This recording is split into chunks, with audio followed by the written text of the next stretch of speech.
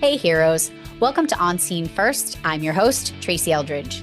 With over 25 years in public safety, I am wicked excited and honored to bring you entertaining, educational, and empowering conversations with public safety difference makers who are harnessing the power of out-of-the-box thinking when it comes to the use of the latest and greatest must-have technology tools, a people-first leadership approach, and mental health resources to save lives on both sides of the call. Before we get started, I would like to thank our hero sponsor, Squad Life, a law enforcement and Army veteran-owned company based in Long Island, New York.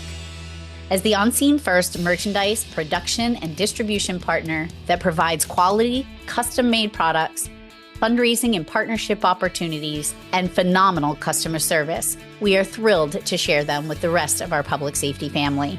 Make sure you check them out at www.squad-life.com and tell them Tracy sent you. Now, on with the show.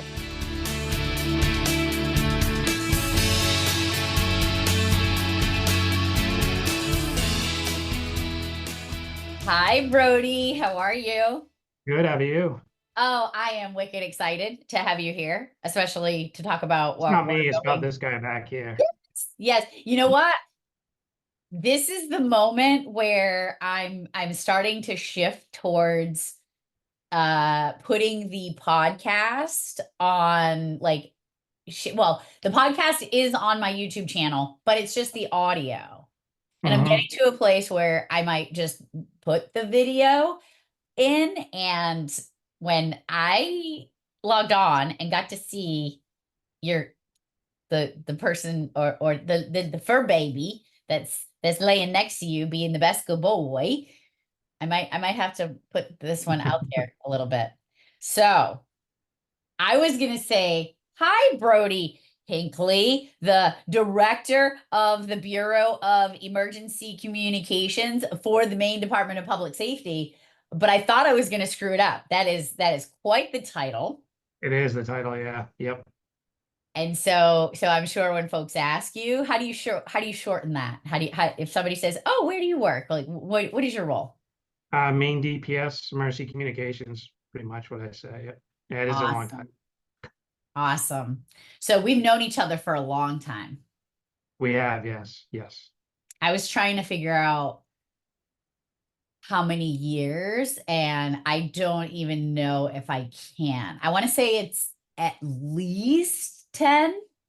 Yeah, I was gonna say at least 15, probably. Yeah. Yeah, because Yep. when I'm going back, like it's definitely I see when I think of dates, I actually like lose the 4 years since COVID. Like I take those right off the top because it's been a doozy.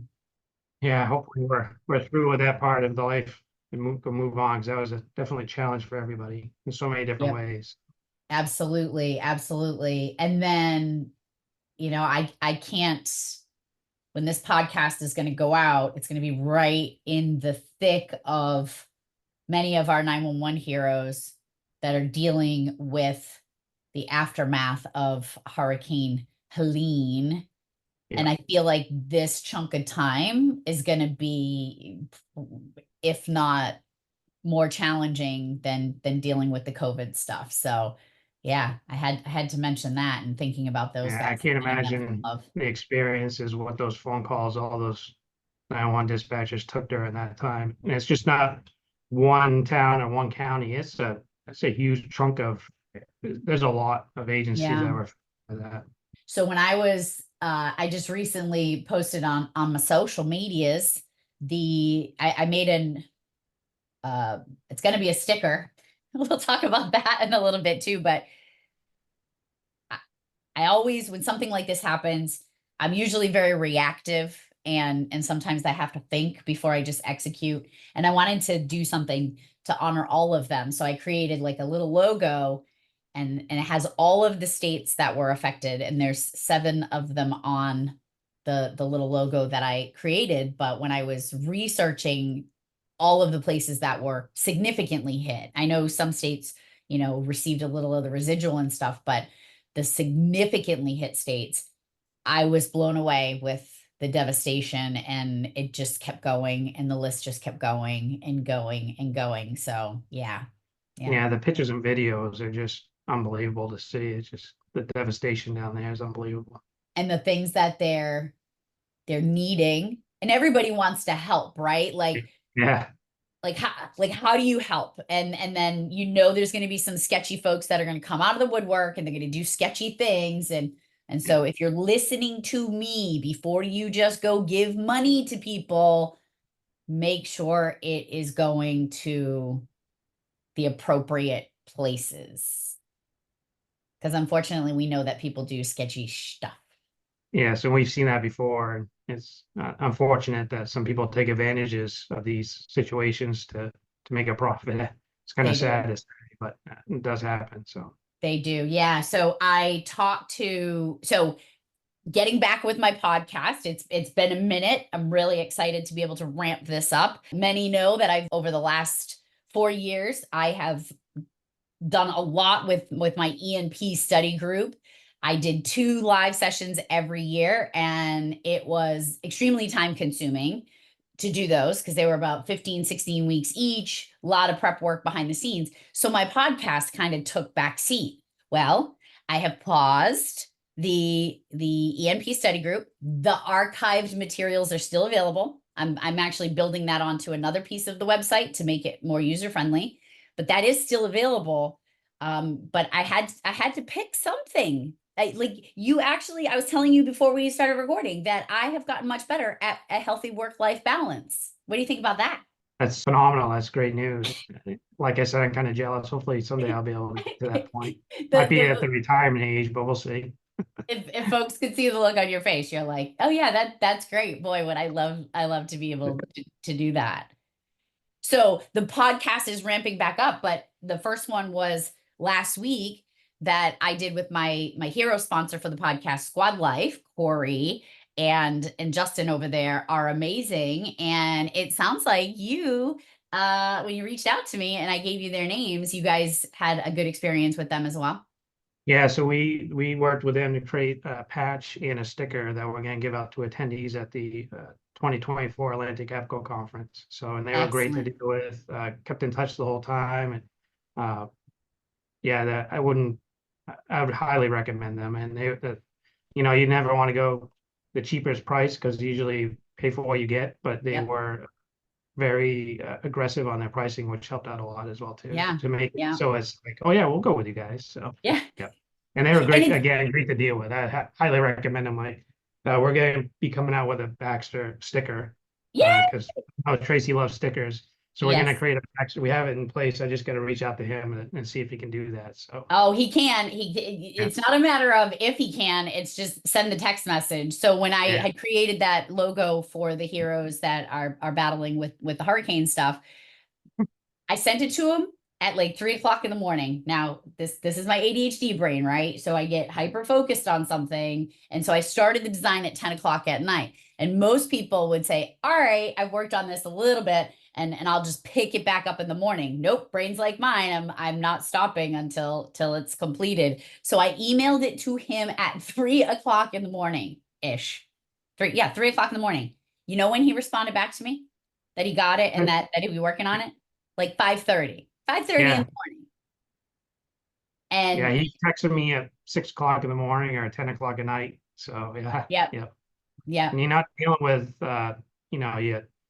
you're dealing with him directly one-on-one. It's not like a big company, it's a smaller company. So and you get to know him. It was a pleasure working with him. Yeah, absolutely. And I won't let this go to his head because I know he's gonna listen, but definitely they do amazing work for whatever you need. We talked about and I don't know if he talked to you about this, but they do fundraisers as well.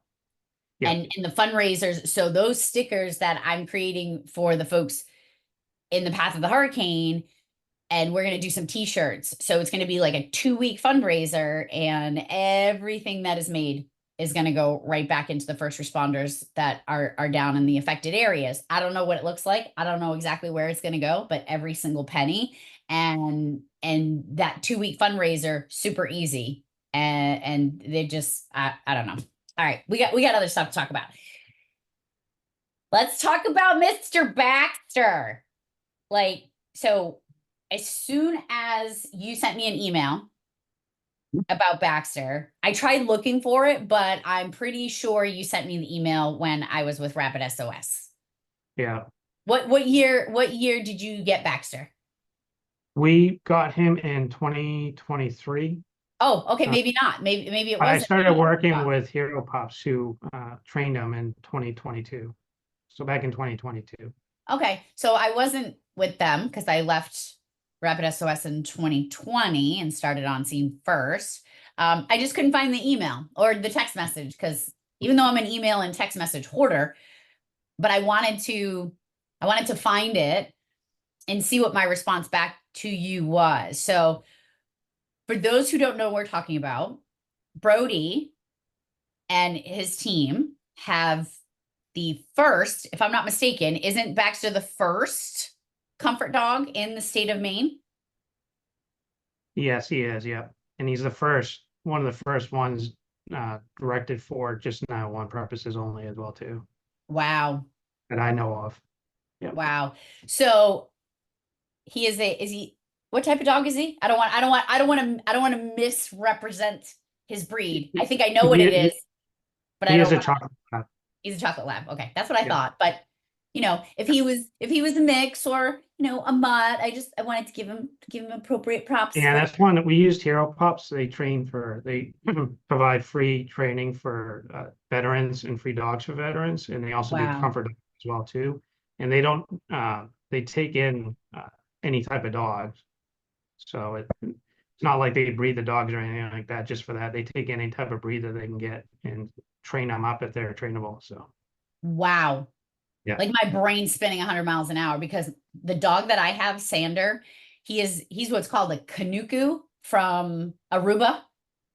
So he was a rescue from Aruba where they were, and I know they're struggling right now. There's something going on where they can't get the dogs out if they're over a certain age, etc. But New Life for Paws is where I got him from. And they basically, you go to Aruba at the time that we got him, and then for a while after, you would go to Aruba for vacation, and you could literally just transport puppies back and hand them to a foster, and they're always looking for fosters. So in my mind, I'm like, why can't we get some of these beautiful babies who are so smart and get them in the hands of folks like Hero Pups and get them trained to be these lifelong companions and mental health heroes. So Yeah, because there's not one certain breed that's better than others. yeah, Especially rescue pups. Rescue pups are phenomenal. So if you find the right one, they can train them and go from there. But yeah, I that's one of love the it. things I really like about them is because they do rescue dogs. Yeah. Yeah. All right. So let's go back. So you're saying you started working with Hero Pups in 2022-ish. Where did the thought of this start? Where did Brody go, hey, I have an idea? So I've been a dog person my entire life. I really, really love dogs. So I came to work for the Department of Public Safety 5 years ago. And so when I came here, I saw that, they're a very busy center. And so I started bringing in therapy dogs. So we bring in therapy dogs like once or twice a week for a little bit. And one of the things the feedback I always got was, I wish they could just stay here and lay down or play with us. Because therapy dogs is very strict. They come in, you pet them for a couple minutes, they go to the next break, you pet them, then they take off and leave. Yep. Great program, still a great program, but they wanted something a little bit more in depth. So I started kind of looking around, and I actually found Hero Pups at that point in time, and they're out of New Hampshire, which is fairly close to Maine, that border Maine. So I reached out to them, um, and I've been working with them ever since. The biggest thing, of course, is the funding part of it because somebody does have to train for the dogs. Um, so I was at a meeting, a 911 advisory meeting here in Maine, and AT&T was here, FirstNet, and they were talking about the New Hampshire conference that they had was about the well-being of people and things like that. So I went up to them after and I said, hey, look, this is the project I'm kind of working on. This is kind of in your wheelhouse that you're talking about that you had in New Hampshire. Would you be interested in supporting Comfort Dog? thinking that they'd say no, but it never hurts to ask. Why not ask? And they came back within a week, full support of it. So Wow. that got the ball rolling on that end of it. And ever And since so then, let me just, I don't mean to cut you off, but you just triggered something in my mind. Um, this is a program that FirstNet actually sponsors, right? Did you, because I did a presentation at APCO, I think in Anaheim with the FirstNet folks, and we talked about a program that they actually have that supports. Did you know they had that, or you were just like, hey, can you help? no, I didn't know that at all. I just threw this out there in the wind, and hopefully they would take it. You never know. Again, never hurts to ask. So, Wow. I think they've supported 2 or 3 cents Baxter as well too. New Hampshire 911 actually has the most current one, so they actually have a cover dog as well too now. Oh, wow. And so Yeah, they bring Winnie, up they bring their what's their doggy's name? Do you know? Winnie. Winnie? Yep, Winnie Lake needs Winnie Winnipesaukee. needs an on-scene first heroes Yeah, hero patch. So you're gonna have yep, to email me the appropriate contact to get yep. I that can do that. sent over. Look at you writing down something to do. Like you are literally, let me just throw this out there because you know me, I'm all over the place. When I say you have to send me the contact, you literally wrote down what you're supposed to do versus my brain where I'm like, yeah, I'm totally going to remember to email Brody after this podcast. And in reality, the lie detector determined that's a lie because I'm not going to remember. So Yeah, that's so awesome. Look at you. Look at you being efficient. All right. So reach out to well, you reached out to FirstNet yep. and they're like, "Yep, okay, let's make this happen." You find hero pups and then when you reach out to them, kind of what are the next steps? What how do you figure out which dog you're going to get, etc. So I went down there. Once we determined, excuse me, that we had the funding now for it, I went down to visit Hero Pups, and I actually brought my family as well too, Yeah. my wife and 2 kids, and they had a litter of chocolate labs that Baxter was in, and so we were down there for like 4 or 5 hours, and we were playing with the dogs, and they were puppies at the time. They're like 6 months old, um, and Hero Pups was actually looking at us and seeing what dog would be a good fit for us because they train them every single day. And based on what we intended to do with them and based on my personality and the dog's personality, they kind of decided which dog they would select for us. So they're the ones that selected the dog for us. Wow. Yeah. So it That's is a bit of a awesome. process, but it makes sense on what they're doing because they want to make sure they get the right dog for the right job. That is so cool. So Yeah. cool. So And I then went down there that initial time, and then I went down there another time, and they kind of made that final decision on the second time I went down there. okay. So, how old was Baxter when you knew that he was the one that you were getting? He was about 8 months old at the time. Okay. And how much Yep. longer would he have stayed at the Hero Pups to get trained before he came to your center? So they trained him for approximately a year. So that time when I first met him, and they decided to have that Baxter was going to be mine, I went down there once every 2 or 3 weeks for a few hours at a time to train with him and train with Hero Pups with Baxter as well too. Oh, wow. So he was born on April 7th of 2022, and his gotcha date was April 24th of 2023. If nobody's Gotcha familiar with gotcha date. date, you're familiar with gotcha date, right? I am familiar Yes. with the gotcha date. The day you saved me. That's how I refer to my fur babies. Yeah, yep. So he's with you. Yep. So he lives with you, correct? He does. Yeah. I take him home every night. Yep. And then, all right, so let me just go back for a little bit because I do care about the other things that you do, but my fur babies in my heart, as most know, you often see me on the floor wrapped around a dog somewhere. Hence the reason why I got the Heroes Hero patches. And let's talk a little bit about how your position. So you are the director of the Bureau of Emergency Communications. Talk about that position. How is your outfit set up as far as the number of 911 centers, where they are, et cetera. Yeah. And then I'm going to ask you some questions about Baxter. So I run 3 PSAPs in the state of Maine. They're the state agency PSAPs. So I have one in Augusta, one in Bangor, and one in Holton, Maine. So they dispatch for all state agencies, Maine State Police, Game Wardens, Forestry, Marine Patrol. And then some of the others do some sheriff's dispatching and some local fire and police dispatching as well too. So it's a little bit of a mix. And my office is here in Augusta, so I'm right here in Augusta with them. Every time I hear the word Augusta, my brain just goes last hole at Augusta, and that's what my brain does. I don't know why. So out of your 3 PSAPs, how many total heroes do you have under the headset? I'm supposed to have 57. Okay. And we're down total right now. We're down about 10 positions. So Okay. yeah, most of them here in Augusta, but we're working on it. Yep. Everybody's working on it. Everybody's Yeah. working on it. So how often are you in each of the centers? Yeah, I'm in Augusta most of the time. I do go to Bangor, try to get there at least once a week. And then Holton, I try to go up at least every quarter. I'm heading up there next Tuesday, or as needed. If they need Baxter, I'll take them up there as well too. Yeah. So Holton, if nobody's familiar with Holton, Holton's at the end of the line on 95. So it's a 3-hour drive. It's wicked far. It's wicked far, but it's a beautiful area up there, especially this time of year. So Yeah. Yeah. See, so you make that trip, especially this time of year. Yep. And so you bring Baxter to visit these folks. They love Baxter, I'm assuming.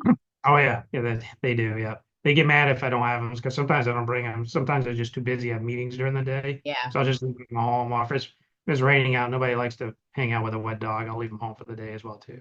I would take a wet dog over no dog. I'm just saying. You just made a decision on behalf of the dispatchers, and I tell directors all the time, like there's just some decisions you should not make on behalf, and a wet dog versus no dog, I don't think that's a decision that you should be making. Well, and I gotta lie, it's more about me as well too, because I don't like getting wet outside. Trying to deal with the dog, having to go to the bathroom, etc. So I know there's some agencies too that actually have dogs that live in the center. Have you ever thought of putting a dog in each one of your centers?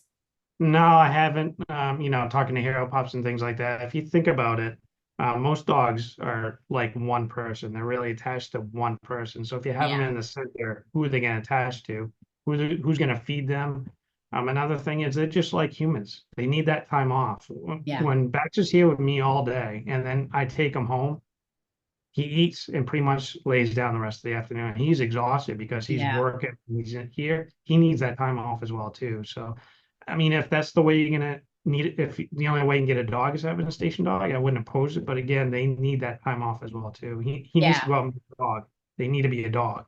Yeah, and that when we see like the dogs that are working out in the field and stuff, and many of them, their reward for doing their job is that playtime. Yep. But even that's still working, right? Because that's part of that's part of their work is that particular playtime. Yeah. I am definitely not opposed to having an actual station dog, especially if you have someone that is willing to step up to the plate to be the dog's person, right? That is going to take them out of the center on their day off, go do something. Like, no, definitely the dog should not be in the center all the time, 24/7. And the other thing is that sometimes every agency gets so busy that they wouldn't have the time to take out the dog or, go out and exercise because they're just swamped with calls all day long or night long. So what do you do with the dog at that point in time that needs to go out, but you're just too busy to take him out? Yeah. And I think this conversation is really good too for the folks that are thinking of getting a dog or wanting to get a dog, because in your mind you can think, oh yeah, we always have somebody that can bring the dog out, but now you also have to have that contingency plan if the squid was to hit the sand. Yep. Yeah, absolutely. Yep.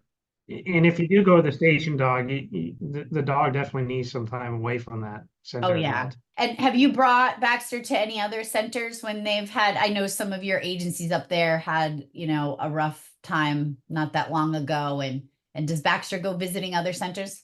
He does, yeah. If I know somebody or an agency struggling or whatnot, I'll reach out to them and see if they want Baxter to come in and visit. And they never said no. So, Yeah.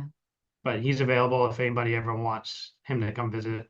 Um, Ever since the Lewiston Auburn, the Lewiston Yeah. shootings, he was very busy during that time. But he's gone to a couple state agencies that are around those areas and visited those people as well too. So wherever he's needed and people want him to come, I'll bring him to Love it. I live in Massachusetts, right? I want him. You can just bring him him. right down. Anytime you want. I got a state vehicle, so I can go anywhere.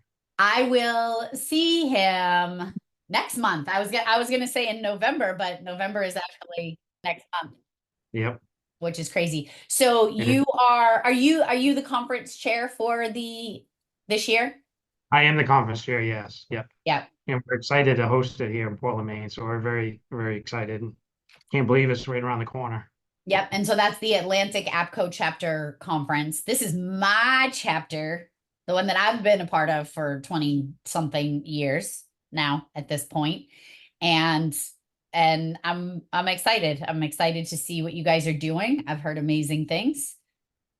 I know you guys take a lot of feedback, which I was very excited. We had a chat about some of the classes. Sometimes classes need to be a little bit longer, sometimes just depending on. So I'm excited to see what you and your team are going to provide.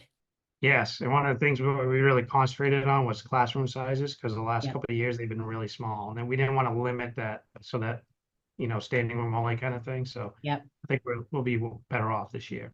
Good. And Yep. sometimes you just don't know, right? You don't know Yeah. what to expect somewhere, and planning ahead is really important to make sure that But one those of the things we do know is that you fill a room, so we got to make a bigger room for you when you when you present. That's definitely Well, one of the thank things you. we made sure we did. Thank you. Thank you. I appreciate that. Yeah, looking forward to it. And it looks like one of your folks is getting an award. Is that true? Yes, our operations manager in Holton is getting a supervisor of the year award, so that's very exciting. She just recently got the Maine DPS supervisor of the year as well too. So she's had a good year. Yeah, that's Miss Jessica. Yeah, and she just went through your classes for EMP and successfully taken that, and she is She now an did. EMP. She Yep, did. yep, She got yep. she got one of my scholarships. So Yes, yep. I look at folks, and I've actually reached out. It's at some point in the near future, she's going to join me on the podcast as well. She's And a rock star. she is a rock star. And the reason why I really want to chat with her is because she is the type of hero that we need to see more of, that Mhm. sees a need, becomes passionate about the industry, and does not think twice about digging in and getting involved. So Yeah, I feel like she wasn't there and now she is. And yeah, and her receiving 2 awards in a very short period of time is telling me 2 things. She's dedicated to the profession, and she is a people driven leader. And those are 2 of my favorite things. yeah. So very lucky to have She's, her. she's from. I'm so lucky to have her.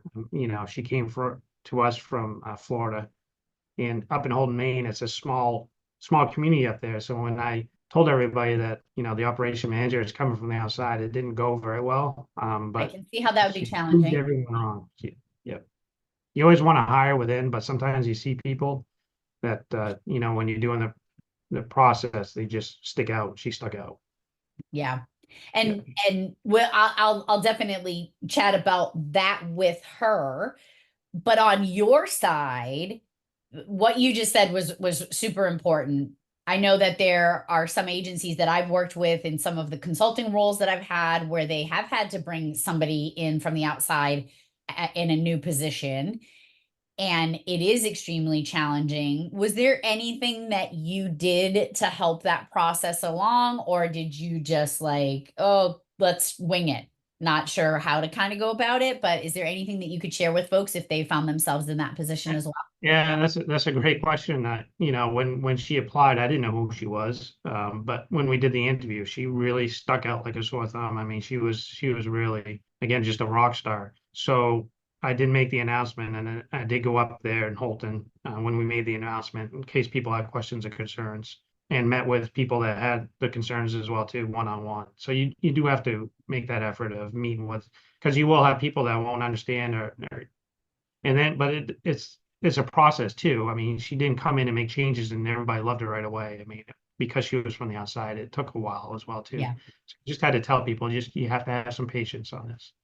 Yeah, that's awesome. Super, super proud of the work that she's doing, that you're doing. Even just bringing in Baxter is just showing that you also, and I know this personally because you and I have had lots of conversations about your dedication to the importance of mental health and well-being. And if I had to guess, or if here's going to be my perception. When we first met, I don't know if the importance of taking care of yourself and your mental health was your priority. Would you agree? Absolutely, it wasn't a priority whatsoever. It wasn't even on the radar, to be honest with you. Yep. And then here comes this whirlwind, or as Jenny Mason calls me, a whirling dervish from Massachusetts, screaming from the rooftops the importance of mental health. And you pulled me aside one day and we had a conversation, and it clicked for you that it was super important. And I just want to tell you that I'm really proud of you taking a hold of that. And just curious if there's anything that you want to add about that, is where the shift went from it not being a priority to now it is a priority, so much so that you've brought in Baxter. I know there's so much more that you guys are doing, but Yeah, you want to talk about that switch? Because a lot of times I think we're the carpenter whose house isn't finished. yeah. So you're at the Maine conference. You're talking about wellness of and all these things, and I've always struggled with a certain call that I had, and it wasn't as a dispatcher, as working as an EMT. And so I went to talk to you after the class and told you some of the triggers that I have, and you're like, oh, you need to go see a specialist for that, right? Yeah. And you know what I did? Right after that, I found my specialist. Only took a couple sessions for me to talk about it. He gave me some homework to do and things like that, and it changed my whole outlook. It was an accident on the turnpike that I went to, and every time I used to go by that, I always had chills coming up. You kind of physical reactions to it. And now that I go through it, there's no reactions to it now Isn't it because crazy? it's unbelievable. I never thought I'd be in that place. I never avoided it, but I just knew things were going to happen when I went by that place. Yeah. So, I went to see somebody about it and talk to him about it. Again, I only took a couple lessons. And since then, I realized that is, and I can't explain why I had that Yeah. reaction. That was my last rescue call I ever went on in my career. And I've been on many, many worse calls than that one. Yeah. For whatever reason, that one just affected me, and they didn't have any debriefings after it or anything. And it was involved a child, a couple children too. Yeah. Uh, so, Well, so the, de- I think that in itself, and just that the reason why I said, is there anything you want to add, is because it's not my place to say, hey, let's talk about stuff that's going to be challenging on the podcast. It's, you can share what you feel comfortable sharing. And yeah, even just seeing you talk about it right now is very different than the Brody I saw talk about it a few years ago. So kudos to you and being able to do that work, or seeing the importance of doing that work. Now, you did EMDR, or I did not you know. did not No, do EMDR? Okay, because I I know did we had not know. talked about that. Yeah, we So did. you Yeah. did something different, which I'm a huge fan of EMDR. We'll talk about that, or you can listen to other episodes. But the work that you did, no matter what it is, there is something out there for everyone. If EMDR doesn't work, there are various types of things. And so you had a little bit of homework to do. And it just makes me so happy to hear that there are other ways out there, because there's way too many triggers that our folks are dealing with. And to see that you were able to see it, feel it, hear it, deal with it, and now you can go by that place and not have that same emotional charge. Yeah, one of my homework assignments was I knew the kid's name. He was like 10 months old at the time. I knew his name. He survived it because he was in child seat. So he told me to get his name and do Google, Facebook, and look him up. And I looked him up, and he's doing phenomenal, doing great. I think that made a huge difference as well too. Wow, So yeah. yeah, very powerful stuff. But ever since then, the wellness and well-being of everybody, these calls are and they're not easier, that's for sure. Since I No. started, the calls are so much more challenging and difficult nowadays. That it's just so important. I mean, when we had the Lewiston shooting, we had tons of debriefs, but our DPS, well, we did a one for just communications alone, and it was the first one that was done.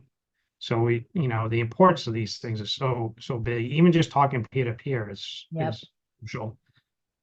I was asked by so I have I'm gonna be an excerpt or a little chapter or a little, I'm not sure what he's calling it, but Tom Bolin is gonna be a guest in the very near future, so keep an eye out for that. But he's writing a book, and he asked me to be part of that book.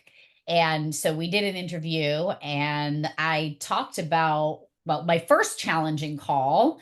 And I just remember, and I mentioned this in that call, or in that conversation, that when the call happened, it involved one of our firefighters and his 3-year-old son, who had an accident. He survived. He's good. However, in the moment, it was super challenging because I was dispatching our fire department to one of our family members for one of their family members, and the outcome was unknown, right? We didn't know how this was going to play out. And I remember everybody coming back to the station, and it was just quiet. Like, nobody was really talking about it. And whenever I share that story, sometimes I wish I could go back to that day and just say out loud, well, that was a big bucket of suck. Yeah. And let's talk about it. We didn't talk about it. And so as a Yeah. baby dispatcher, what that did for me is it sent a message that we don't talk about things. Yep. And I wish I could go back to that day and say, hey, let's talk about it. It got better after, after time. We got better at understanding the importance of debriefing and having the conversations. And so I'm going to assume that you guys are more active in any type of debriefings that are taking place in your area. Yeah, and luckily that we have more teams than we ever had before, so we have more resources as well too. So my first debrief many years ago that I went to was an officer involved shooting, and I was the dispatcher on the radio that day. So they had everybody in there, and they skipped over me because I was dispatching, so they didn't think it was that important. So that had an effect on me too. So I do my best to get these debriefs up and running when needed. It is really critical. So ironically, I was overlooked in the debriefing of a situation that happened 2 years ago. And the reason why I was overlooked is because I didn't necessarily participate in the call itself. And I'll just share this. And I think I'm going to say that this was an error of ignorance and not intention, because of the way things happened. So our fire chief had started a paramedic program, I don't know, 13, 14, 15, who knows? It could have been 50 years ago, but he started a paramedic program a little while ago when he became fire chief. And that was a huge passion of his. We went to ALS from BLS. That program ultimately saved his life. And so 2 years ago, our fire chief went into cardiac arrest, and it was his team that saved him. And so that's a good save, right? They're all good Mhm. saves, but when you can save the guy that put you in that seat, that's kind of a big deal. And while I didn't respond to the call, it's another whole story why I didn't respond to the call, but I did not hear the call. And so once I connected with my husband and realized what had happened, it was when my husband, who is the deputy fire chief, had gotten back to the fire station. So he had responded to the call. They worked the chief, and then the ambulance transported him to the local hospital. My husband and other members of the fire department went back to the fire department. And it was at that time that I contacted my husband and I was like, what happened at his house? Because I saw the call on my pager after the fact, and he had explained what happened. So it was in a very short period of time, and they were probably just getting to the hospital. And I said, is there something I can do? Is there anything I can do? And he said, yes. Can you and another person take the backup ambulance and go to the hospital? They are going to be transporting him to another hospital, and our team was going to hopefully do that. So it was going to be me and a paramedic that was going to transport him to another hospital. When we got there, unfortunately, he was a little more incapacitated. So our level of care was not going to be able to transport him. So fast forward, a private ambulance company transported him, and I came back home. Fast forward a couple days later, my husband's leaving the house, and I was like, oh, where are you going? And he says, a debriefing. I said, for what? Oh, for the chief's call. I'm like, that's funny. I didn't hear anything about the debriefing. Yeah. Me of all people, right? And I remember the look on his face, and he was like, oh, well, the guy who was putting it on said that it can only be those that were on the call. And we learned a very valuable lesson in that moment. Even though I didn't respond to the call, I still responded to the hospital and saw my chief in a way that nobody wants to see their fire chief. I was still part of the overarching call, not the call. Does that make Yeah. sense? Oh yeah, absolutely. Yep. Yep. So what? Sometimes that's worse when you don't get invited than not having one at all, right? Yeah, right. Yeah. And Oh so yeah. Yeah. I will say, and we had a good conversation from it, and it's not the mistake you make in those situations, it's how you fix it. And to look back on it, I had my tools already in place. I knew what I had to do. I had to go to my therapist, and I had to do my EMDR, and I was able to do that, right? Not everybody can. And so we learned a very valuable lesson that day. And the reason why I shared that story, not to take away from our chat with you, it was appropriate, and I think it's important to share, is that sometimes we have to look outside and see who else was there or a part of it that really should be included in the debriefing. And that includes translators as well. There's a Yeah. lot of folks on the language line that we don't think of, that when you bring another person in that isn't usually a part of it for whatever reason, they have to be included in that. Absolutely. And for those that are listening that, these are offered and you don't want to go, I would still highly recommend you go. You don't have to say anything. You just sit there and just listen. Yep. Just be a part of it. Just to listen is, you don't think you need to go, but you really, if they have a debrief, you probably should be going if you're involved in one of those calls. I agree. I agree Yeah. 100%, because there are folks that are like, no, I'm fine. I'm Yeah. fine. Yeah. And also, before, if you're a director or run a center, before somebody comes to you and asks you about assistance or references for a therapist or something like that, you probably should start digging in and looking for some right now. Because I remember Yeah. when Tracy and I talked, And now I was overwhelmed on trying to find anybody, because you're trying to find somebody that's involved in public safety because they know what you've been through. And sometimes that can be a huge challenge. You mentioned MD, I couldn't find anybody in the state of Maine at that time that really did any of that Wow. stuff. Yeah. But luckily I found a therapist that was specific in public safety that lived nearby me. So, and now I have a list. If anybody comes to me, I have a list of references I can give them. It's just not one person, it's multiple people, but they're specific for public safety, which is always good to have. Well, and that goes back to, being proactive versus reactive. And I think what ends up happening is one of the things that I talk about all the time, and it's finishing kind of the sentence, right? So I one of the sayings that I have is it's okay to not be okay. It's just not okay to stay there. And for years we have been telling folks what to be on the lookout for. Be on the lookout for this. If you start showing signs of this, if this happens, but we didn't always finish the sentence. We didn't give folks the tools to say, if this happens, this is what you can do. So I think that's a great piece of advice, is telling Yeah, folks. and I almost gave up trying to find somebody after I talked to you because it was a challenge. But luckily I was able to find somebody, and I'm in a much better place now. So having those resources on hand is pretty significant, especially when somebody comes, approaches you and asks you, you'd be like, oh, I don't know.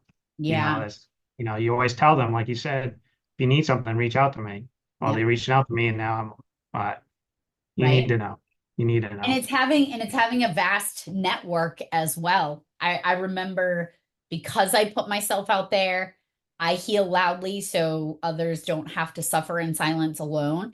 And I got a call from someone in Kansas, just random, sent me a message on my Facebook page, my On Scene First Facebook page, and he said, I'm in a bad way.